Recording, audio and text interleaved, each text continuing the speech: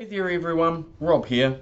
Now this is a really special episode for the Better SMB podcast, and I know that I say that all the time, but today we have our very first MP, our very first Member of Parliament, Chris Penk. But better still, he is the Minister of Small Business and Manufacturing, amongst all the other portfolios. We have had a great time getting to know Chris, his thoughts on productivity, leadership, and what he would love to see in his email inbox. It was fantastic to grab an hour out of his schedule to talk small business in New Zealand. Hey now, before you carry on, please press the subscribe button, make a comment after the episode. All of these small actions help us in a big way.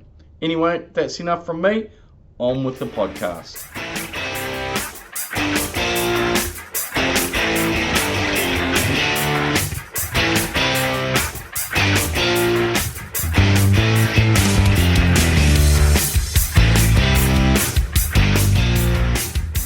Welcome back to the Better SMB, where we're on a mission to lift New Zealand's productivity by helping small and medium business leaders take practical steps to improve their business performance, starting today.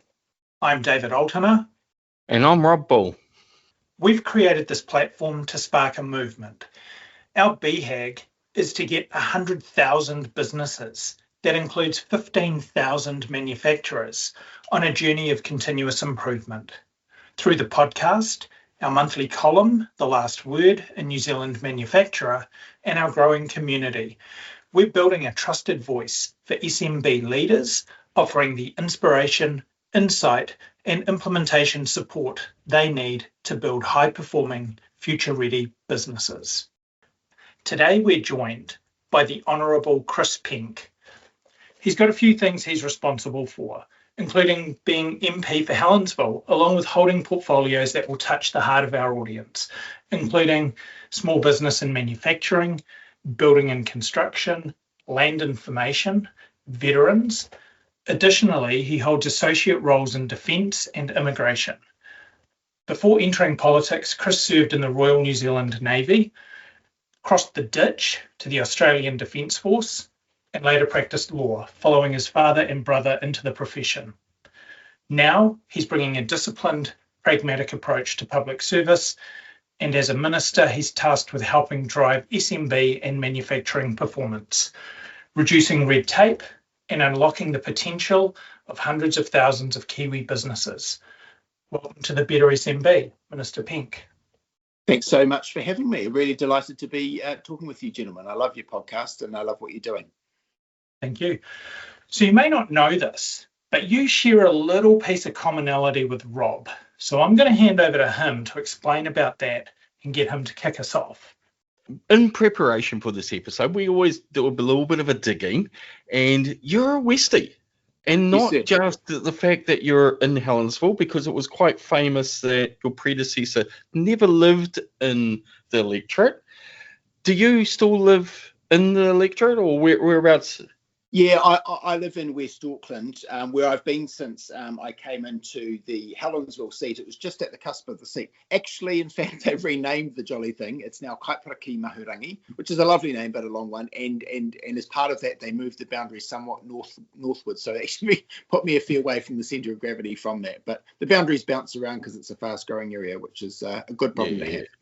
And because when I hear about that, I'm a Westie as well. And I always ask people, how far west are you? Because you went to Kelston Boys. That's in the middle of town. Because I grew up at like Muriwai Beach, Kumeu, Waimalku. That's the true west for me. Well, that was the Wild West, certainly. Yes, and it certainly, and I emphasise was, because it's quite different now, that area. I mean, it's still lovely, obviously, and I'm not just obliged to say that because these people vote for me every 3 years. But lovely part of the world, and there are some definite rural elements. They're growing the grapes and the strawberries and so on. But also it is significantly built out from when you were a young man in what I would have then regarded as the middle of nowhere, or at the very least the deepest countryside. That's all right. That's right. So it's probably a lot more refined when I left, and I wouldn't say that there's any correlation to that. Okay, we'll change the topic now. As we've delved into, and David's done a bit of an intro, your career has followed quite a clear thread of service, from military to law, now public office. What drew you to that path, and what does service mean to you in the context of leadership today?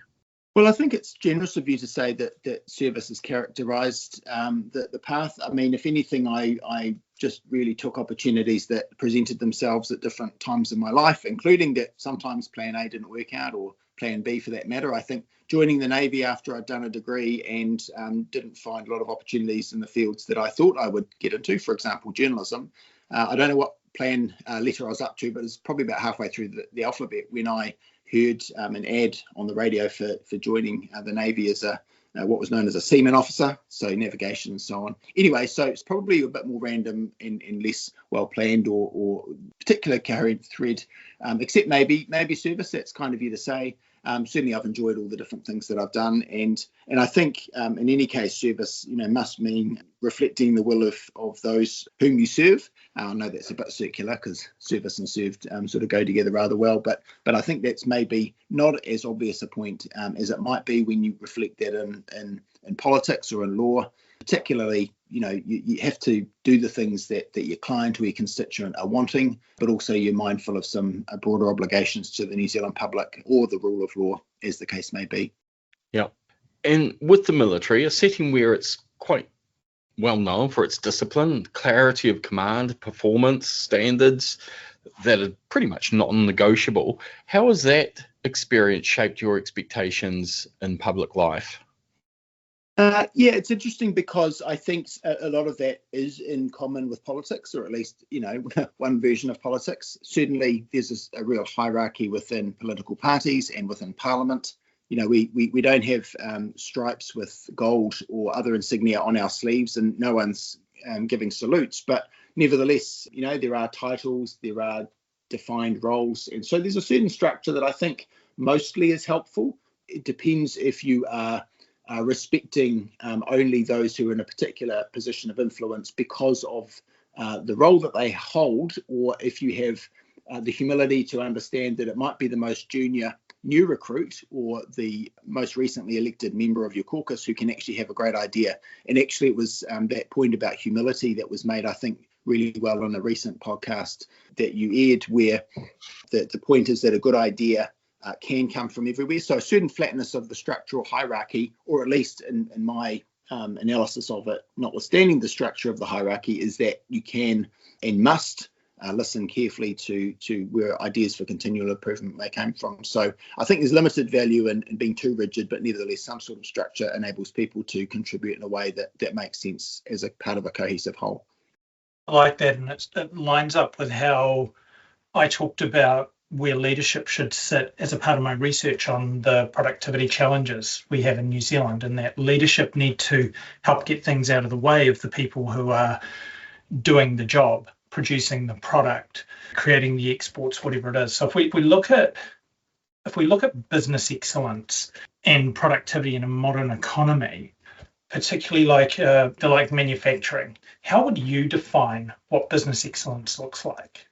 Well, I think one most obvious measure would be around productivity, and it's easy and probably quite glib to talk about productivity as though it's some sort of silver bullet. It was some economist whose name I don't know because I'm not an economist or any kind of student of economics myself, but the idea was that productivity isn't everything, but in the long run, it's almost everything. So I suppose the holy grail from a government policy making perspective is to enable our manufacturing and other firms to be more productive, which means, I think from where I sit, and certainly when I'm in an office in the Beehive in Wellington and conscious that up and down the land there are people just trying to make things and do things, that we need to be as enabling as possible for those widgets to be made in a way that government has made easier, not harder.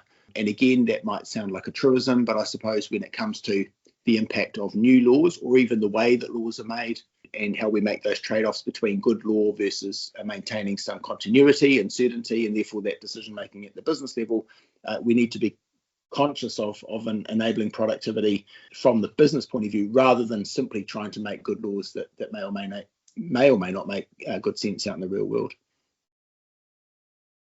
Yeah, when you look at it, over half of our exports come from the primary sector.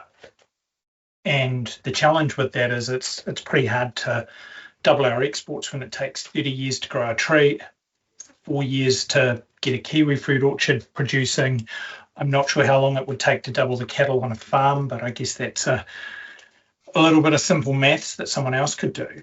What do you think it would look like if we aligned under more of an NZ Inc. vision that prioritised high-value manufacturing as a national strength? I think that would be really helpful. I think high value is the way that we need to tend, both in terms of manufacturing, as you've alluded to, but also actually, if I can just go back to the reliance that we've had traditionally, and actually to this very day on the primary sector. If we're talking about growing trees over a 10 or 20 or 30 year period, and one of our advantages in New Zealand is that we do grow trees much more quickly than in many other places. So it's tempting to find competitive advantage there. Even though, as you say, it still takes time relative to other industries. And also, of course, we've got the environmental constraint to the extent that trees are planted on land and there's an opportunity cost as opposed to pastoral farming or other commercial uses. And thinking about if we can add value to the primary sector as opposed to merely exporting, very much raw materials. I mean, most famously and obviously and frustratingly, whole logs at a time to then go overseas, sometimes on a slow boat to China, almost literally, and then come back in the form of furniture that we could have jolly well, made into something more useful or more valuable ourselves. So I think we can be more valuable, and I think to the extent that there are great Kiwi manufacturers already doing that work, it's because they've found some way to make that value proposition higher, but also leaning on our quality and other reputational advantages, which I think are real out in the world across the seas. And I think if we can maintain those quality standards and be a bit more creative and enabling in terms of the kinds of products we make or the uses to which we make existing products, then we'll be better off for that.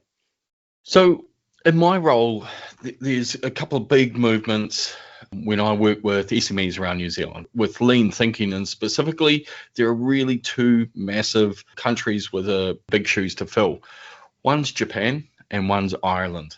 Why can't New Zealand surpass Ireland or even Japan in terms of advanced manufacturing and innovation? What would it take for us to get there and not think small, but can actually be world leading if we focus on this?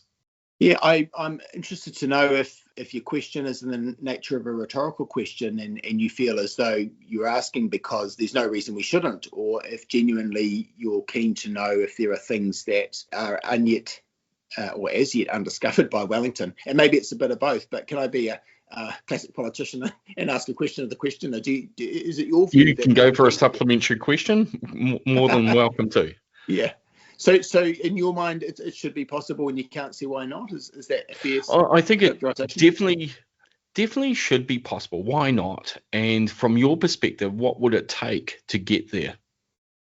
Well, and now the other politician's classic trick is not to answer the question at all, of course. And if I were to, at the risk of sounding like I'm deflecting, and genuinely I'm not, I think I don't know that answer. MB doesn't know that answer. No government agency knows the answer of what's needed. I just think we've got to ask those who are out there in the real world what it would take. I mean, first of all, I can't see any reason that we can't or shouldn't be in Ireland or Japan. I mean, you could go through the number of factors and mark them off one by one. I think one we've identified as a government is foreign direct investment, or, in current legal terms, the Overseas Investment Act is quite restrictive.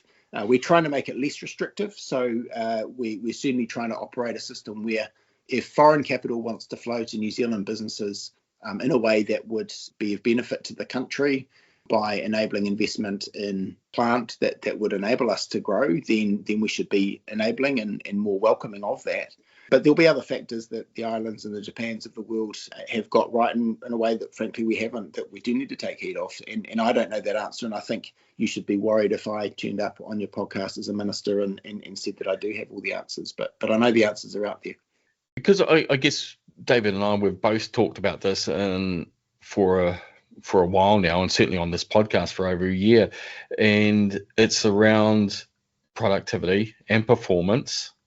And we've known about this problem, since 1970s. And yet there's always other reports to be explored and written and documented, rather than what would it take to even get a cross-party agreement to go, this is the true north, and let's not veer off that path. Yeah, I mean, I think cross-party agreement is really helpful in many contexts, and recently it's been discussed in the context of infrastructure, and I think it's helpful if we have a pipeline that's more or less agreed, because the obvious peril of starting and stopping big projects is that we don't have a certain and a secure way ahead for workers who would want to remain in this country if we gave them that kind of comfort that there will be a job for them. But I think in other ways, I am going to be maybe a bit devil's advocate and say we don't want too much bipartisan consensus to the extent that would lock in a conservative or status quo view and wouldn't reflect the demands of a democracy, such that if my current political opponents say here's a much better way of doing it, and I would try to bind them to the thing that we agreed in middle of 2025, then I think we've got to avoid that stasis. So I think nevertheless your point's the right one, which is we need much greater productivity. And I mean, no one's cracked that nut otherwise. And if I had, then this could be a really short podcast and you could congratulate and thank me at the start and we'd be done. But I think, can I tell you what I think's not needed, which is that someone like me has a bright idea about some kind of industry or scheme or product that's going to be the next big thing, and we simply go with that. Because I never would have come up with space as being a major industry for New Zealand. I wouldn't have predicted the rise of Rocket Lab and also the many other players in that space that are doing incredible work, because that wouldn't have been, I thought, playing to our traditional strengths. If a young Peter Beck had approached me in my current role and asked for help, or asked for the government to turn its attention in that, except in a way that was a regulatory framework to enable it. So I think if we can be enabling of any kind of proposition for business, including manufacturing, then that's the right place for us to be, rather than being prescriptive about kind of areas will be the next big thing. Just on that, do you think government gets enough from businesses on what they need? Because you've talked about this idea that we've had this productivity challenge for the last 50 years. Yeah. Treasury call it our number one economic challenge. We've got reports and reports and reports and reports about reports that tell us it's a problem. But that's the top-down approach. Do you think you're getting enough from businesses to say we need these things to support us to be more productive? That's a really good challenge. I think perhaps not overall, but I can tell you in a couple of areas that I think we have, and I think it's going to work well. And certainly I'll give a cautionary tale to myself as much as anything about potentially doing it the other way around and continuing to be top down. And that's the building code. And excuse the slight pivot, but in the different ministerial hat that I wear, namely as building and construction, which is related, of course, as you said at the outset, to small business and manufacturing, but they're not a perfect overlap. In building and construction, the rules of the game reflect the way that we built or have built for 50 to 100 years now, and all the rules are geared around that, even to the frequency of inspections, the way that in the different stages at which consents are given and provided. And it doesn't take into account, for example, 3D printing of houses, because you don't have walls and insulation in the traditional way. There's no scope for AI to be used as part of the consenting process. And so a top-down approach says this is how we do things, and you've got to build in a way that fits that square peg into a round hole. Whereas actually what we should be doing, I believe, is being more enabling and saying, as long as you can build to high quality, then it doesn't matter how you do it. And so while it would be tempting to rewrite the building code in a way that makes sense in 2025, because we do 3D printing and we do AI increasingly, early stages, but increasingly so. Because, of course, AI in 2025 is going to be different from AI in 2026, 27 and beyond. And that would, in turn, entrench us in a way that makes sense now but wouldn't make sense in the future. So the top-down approach would be let's update things, but in a way that makes sense now and doesn't provide the flexibility. But because industry said to me, we want to be trusted to be able to do the work, yes, we want to be accountable and responsible. So that implies insurance arrangements, it implies reputational skin in the game being taken into account and so on. But that's an example, I think, where we can and are, in fact, going ahead with policy that will be enabling of outcomes as opposed to methods that will inevitably, by their very nature, become dated over time.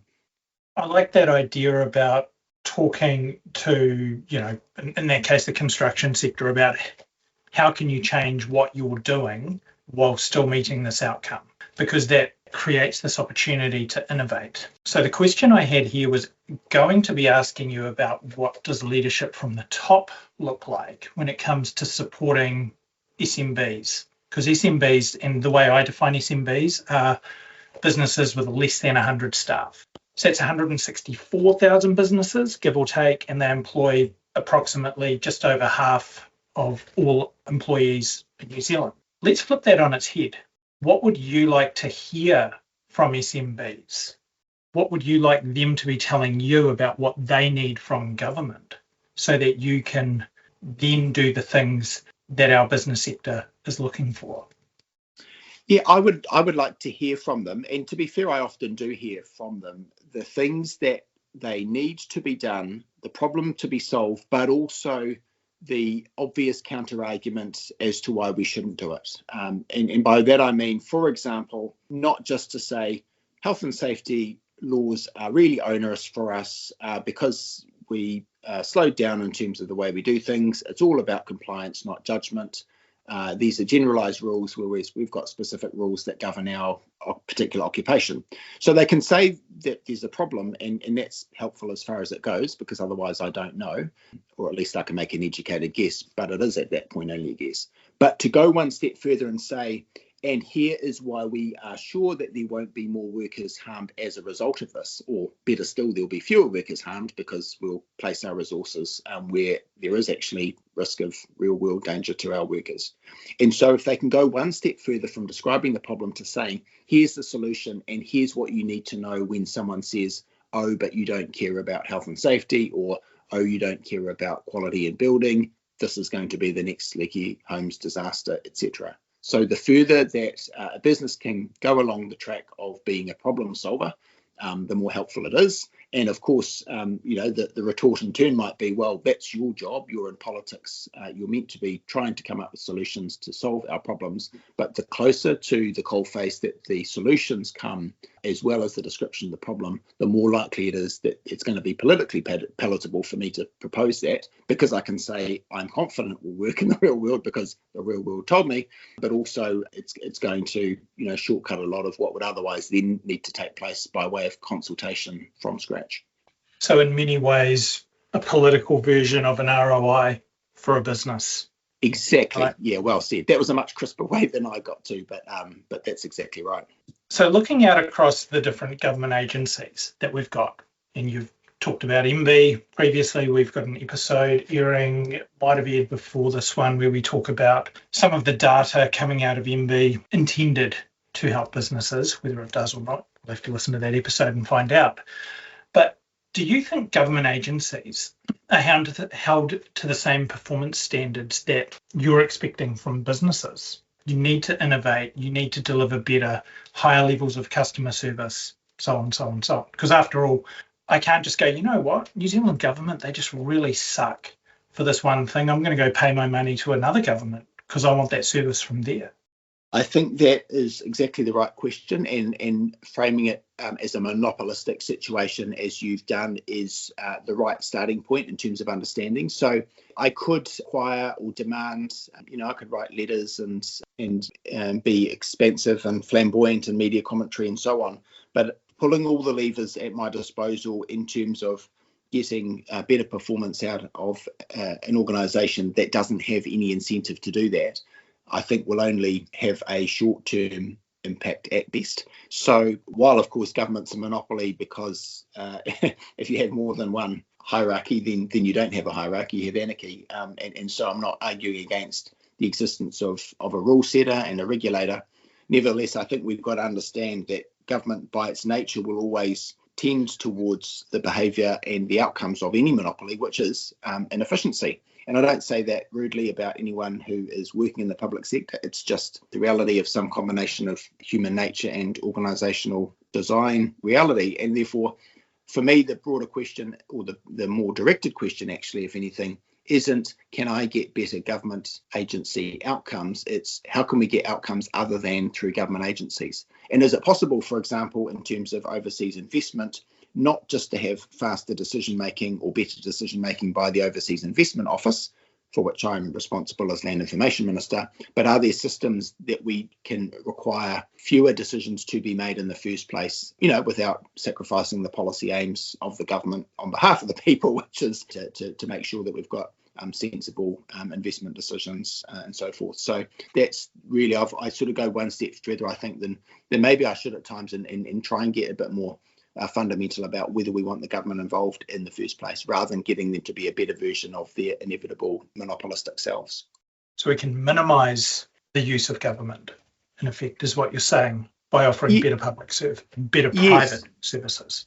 Exactly, and not in a, I hope, deeply ideological way, maybe I am being ideological, but if so, then my ideology is only that we need to recognise where incentives in the system exist, where natural tendency of a monopoly is to act in a certain way and to be very risk averse. The political incentives for government agencies not to cock up by making a decision that's perhaps a bit too liberal, but knowing that actually in the private sector you can fail fast, and failing fast is a good thing to the extent that you can more quickly get to a place of success, whereas it's not tolerable in a political environment or a public policy environment to fail fast, because even if that's only 1 out of 100 cases that goes poorly, nevertheless, that's going to be the one that's in the news media, and the other 99 don't make the 6 o'clock news. So there's some inevitable realities, I suppose, about public life that make what I say maybe a bit utopian in the sense of unrealistic, not in the sense of the TV show Utopia.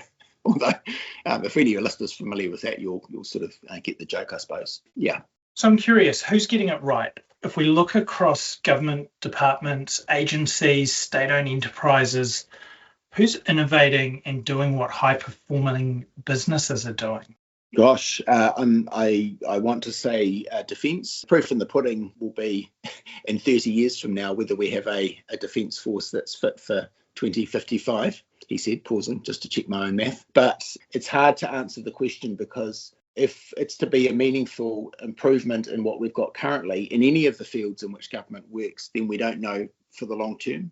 I sometimes think, excuse me, jumping portfolios, but in terms of building and construction, I think I will be a successful minister if in 20 or 30 years from now, it's quicker and easier to build homes than it is now, because, for example, we got the liability settings right in a way that simply won't translate within a 3-year parliamentary term, or even 6 or 9 years, or however long I've got on this political mortal coil. It's hard to know, but I'm going to say defence in a spirit of hopefulness. But I think now, with some of the conversations that are taking place around procurement, with opportunities that we've got through the Defence Capability Plan, that I know that Ministry of Defence and the Defence Force as well are making genuine good faith efforts to interact with New Zealand industry, say, what have you got that's available for us?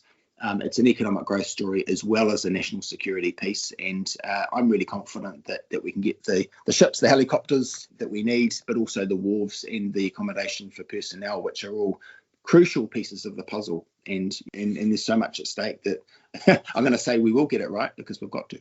So you mentioned a really interesting piece here that I think a lot of businesses miss. And you talked about this idea that defence is innovating, and in 30 years we'll know whether that has worked or not. But you also mentioned the P word. They have a plan that they're investing into. So if I bring this back to foreign direct investment, we struggle to get foreign direct investment. And it's a little bit chicken and egg. Well, why am I going to invest in New Zealand? I'm not going to get the return. You guys are unproductive. I'll take my money elsewhere. Yeah. Right? And this came out of my research. Businesses can't get access to capital. Well, they can't get access to capital because their business sucks. They don't have a plan. They can't tell the story of their business to the point that someone will give up funding to provide them with that capital so that they can grow their business, because it's too much risk. Now, so with that, how do we tell the New Zealand story in a way that makes people want to bring their investment here? So that's the macro government piece. But then how do we get the right disciplines and actions happening at a business level so that we can start bringing those two things together? Because it seems like we're trying what we can at the government level, but we're not getting the action at the grassroots level. Oh, that's quite a provocative and challenging way to view it, I suppose. And I don't mean that, of course, at all in a negative sense. And I defer to your research in the space. But I don't know that government has ever made enough effort to provide the conditions that would then allow New Zealand business to be fairly judged as being sufficiently productive to be attractive overseas. Certainly, I can say, and of course, I'm going to say this as a member of the current government, that we're making good faith efforts in that regard, and your listeners will all make their own judgments, including at the ballot box in 18 months' time. But I think a certain amount of it is just the valuable but deeply unsexy work of providing better settings in relation to resource management in terms of building and construction, and even just in terms of the certainty associated with being able to make further investments. I mean, if you think you're sitting offshore and you wonder about putting some money in the direction of a New Zealand business, but from those directors that they're going to struggle to open a second factory because it's so difficult and costly and expensive and uncertain to open a second factory or retail outlet or whatever the case may be, and therefore you're not going to want to do that. So until such time as we get those kinds of basic settings right, then I don't think you can say, well, businesses haven't worked hard enough to make themselves productive. I mean, maybe there's a fair criticism of that, but I think we'll know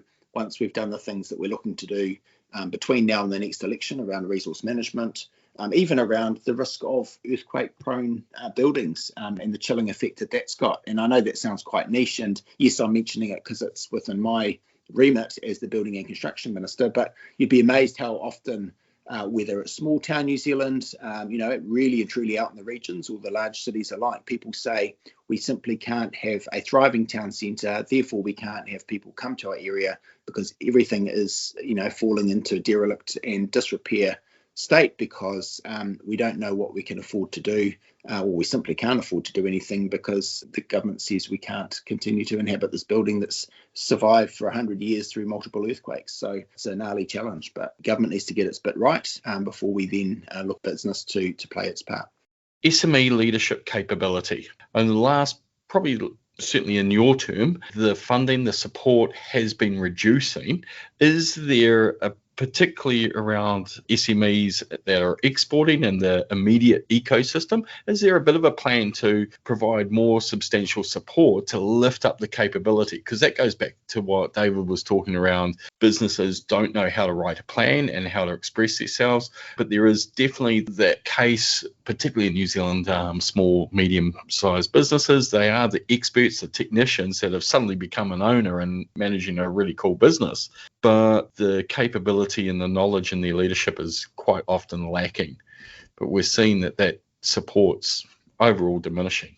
I'm not sure that it's diminishing overall, or maybe it's fair to say that it is, but in certain key areas, I would say it's not. And we can, pore over budget documents and decide whether that's so or not. But I would certainly say in the realm of small business and manufacturing, the funding that has previously been provided to the Regional Business Partner Network, or RBP program, for those who speak fluent Wellington, is remained. And there are reasonable minds able to differ about whether that's the best bang for the buck or if that should be done in a certain other way, or the split between the RBP providers, who are chambers of commerce and economic development agencies on the one hand, and the business mentors, who are largely voluntary, but or in fact they are voluntary, but need a certain amount of government support just to keep the organisation ticking over. So we can certainly all have a view on whether that is being done right, and in truth be told, it probably does need to evolve over time.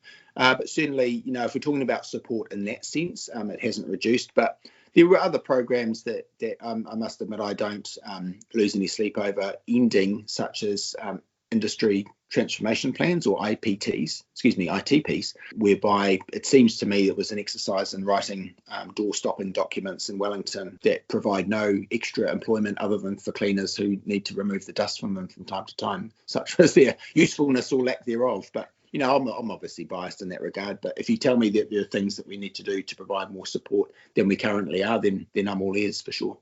I think it's probably more of looking at the current level of funding as you said, around the regional business partner funding and increasing that, because I just know that they were overwhelmed with the demand. And I know that your predecessor in your manufacturing portfolio was looking at, I guess during COVID, that exploded, and the kind of the project scope had creeped quite significantly, and there probably is a need to bring that back in and hyper focus it. So it is an interesting space, because there is definitely value out of that, and I'm sure you've heard stories in that ilk. Yeah, I certainly have, and I should, this is the right place for me to acknowledge the people who are doing the work in those programs. I think it is really valuable, and certainly in times like COVID or severe weather events, it's a ready-made network that provides some ability to quickly disseminate information throughout the country. So I think there is a lot of value, and certainly I'm grateful for the work that's being done.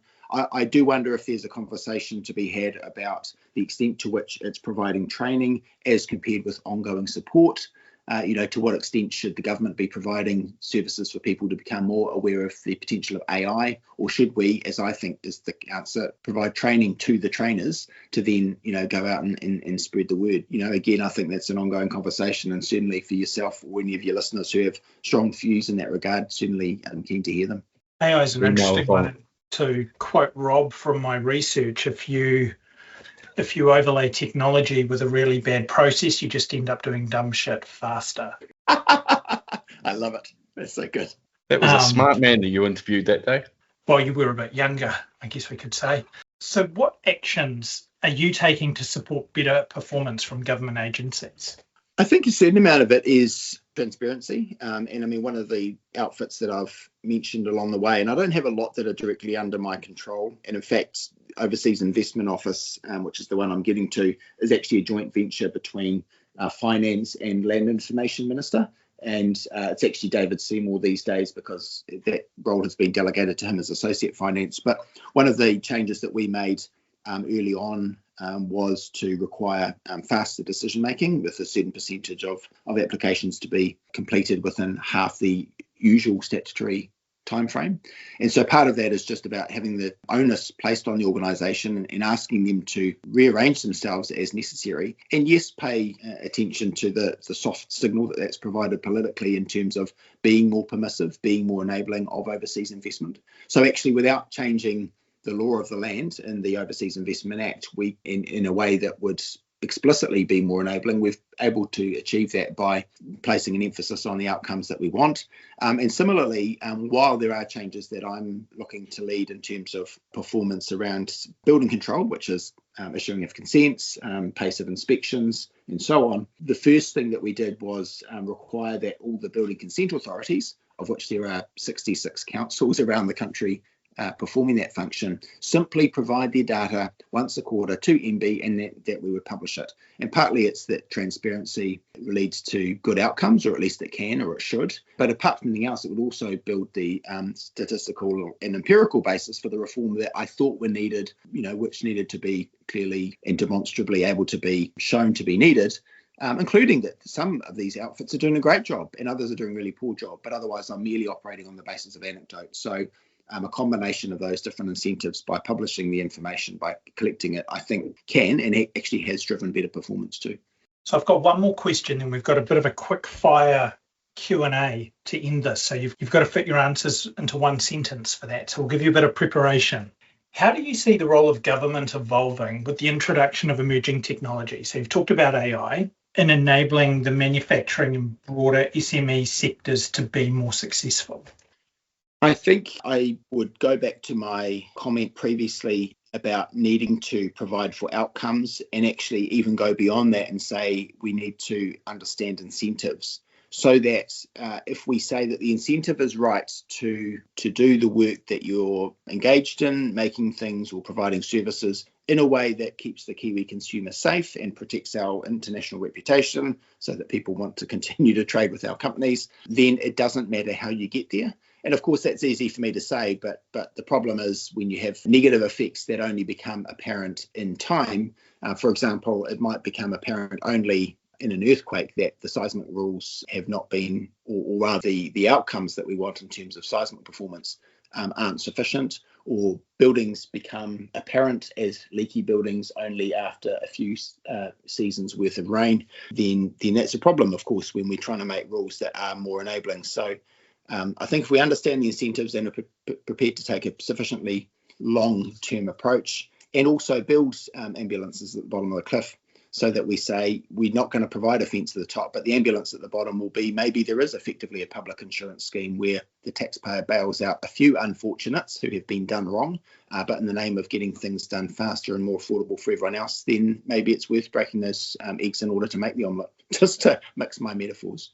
You see that across the tech space as well. I mean, building and construction is an obvious one, where you've had your building, it's stood for 100 years, it's fallen down. However, if we start going down a emerging technology path, businesses implementing AI, IoT, all of the range of things that could go wrong, would that backstop, could you see that type of backstop falling into that type of space as well to encourage adoption? Yeah, I think so. And of course, it's hard to know what the future holds because by definition, we can't see it. But I suspect in terms of AI, the genie's already out of the bottle. So it's out there granting wishes, whether we would have it do so or not. And you're not limited to 3 wishes either. So I think we need to perhaps err on the side of being more enabling, and again, just emphasise the real world outcomes that we want and require to be achieved without being too prescriptive. And if I can give a slightly provocative example, maybe it's in relation to social media. And while I've probably sounded, if anything, ideological in favour of being a hands-off type government, I personally can see the merit in restricting social media from those who are under 16, because I can see the real world harm that's caused. And of course, the conversation's mostly revolved around whether it's technically possible and exactly how you frame rules as a government to ensure that. Well, I'm not going to know better than Mark Zuckerberg how to make sure a person wanting to use Facebook, or and prepared to be bullied on it, is 16 or not. But I know that he will know, and maybe he will or won't be interested in playing ball. But I think that's a different question from saying whether that's a thing that's possible to achieve in terms of how our regulations are framed. If we set the requirement and allow the best and brightest minds at the social media platforms to get there in the way that they consider credible and that we can content ourselves with as being better than what we've currently got, albeit imperfect still, because life is, then that's probably a smarter approach than trying to be prescriptive and anticipate all the possible loopholes, because we'll just never simply do that. Okay, that's the last of the long form. As we briefly said, we've got some quick fire questions just to end. They start off relatively easy, a few curly ones in the middle, and then some nice ones in the end, because we do like to be nice occasionally. Okay, quick fire. One public sector agency that's nailing their execution right now. Oh gosh. Can't say pass. Did you say don't say pass? Yeah, don't it's not say the pass. chase. Come on, this is quick fire. I reckon you've already mentioned them, right? It's slow fire. Oh gosh, I'll say Land Information New Zealand. Excellent, well done. Yeah. Good shout out for them. One change you'd like to make tomorrow to improve how government collaborates across silos. Oh gosh, I think it would be good to have more regular meetings of ministers who have very closely connected portfolios. When we've done it, it's worked well. When we haven't, I don't answer questions well in a conference when people ask questions of the building minister, and it's really for housing. Excellent. All right. One metric you're watching closely in your portfolios. Number of building consents issued. I'm really watching that like a hawk. Obviously, tough times for the construction sector. What's the metric, per month or per quarter?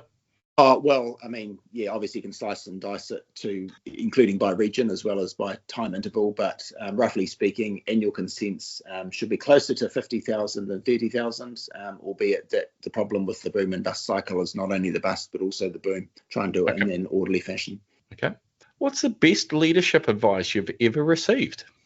I'm going to be cheeky a bit because I'm not sure it's great advice, but I love the phrase attributed, I think, to a French general, but don't quote me. I must follow them, for I am their leader. Counterintuitive, but go where the people want you to go, but as well as being prepared to make the hard decisions, I suppose, at the risk of immediately undermining the whole purpose of the saying. It backs up that servient and humble leadership that we mentioned, right at the top as well. So, yep, I get that. And the last one, a recent moment where you felt proud to be serving in this role.